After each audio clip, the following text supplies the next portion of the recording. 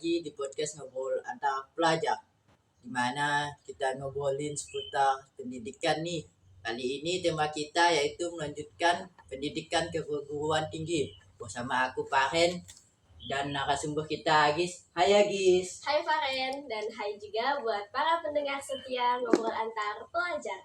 Nah, di era sekarang banyak orang berpendapatan kalau kuliah itu nggak penting. Menurut kamu gimana sih?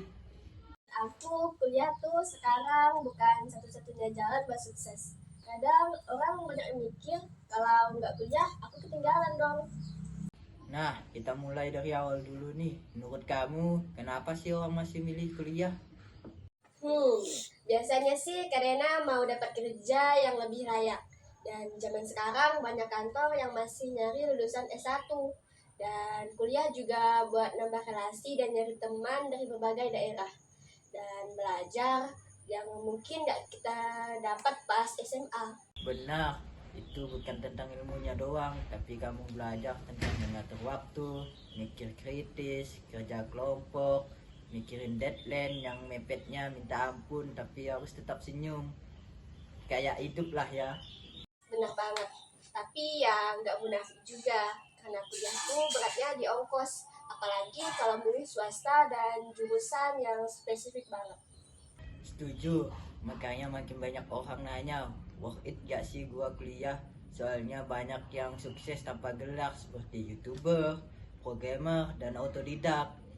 Nah, menurut aku kuliah itu bukan keharusan buat semua orang.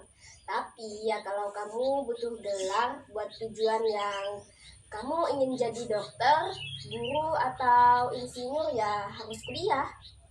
Iya, tapi kalau misalnya kamu pengen jadi desainer, video editor, buka bisnis kuliner, kan bisa belajar di tempat lain.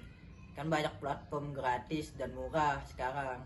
Tapi nih ya, kuliah bisa jadi tempat buat nemuin passion kita. Kadang kita tuh bingung mau jadi apa dan akhirnya milih buat kuliah. Benar, aku pribadi sih nemuin interest aku pas aku gabung organisasi kampus, bukan malahan di kelas. Banget. Jadi sebenarnya bukan kuliahnya doang yang penting, tapi bagaimana kamu ngejalaninnya. Kalau kamu cuma rebahan pas kuliah ya mending kamu kerja aja deh.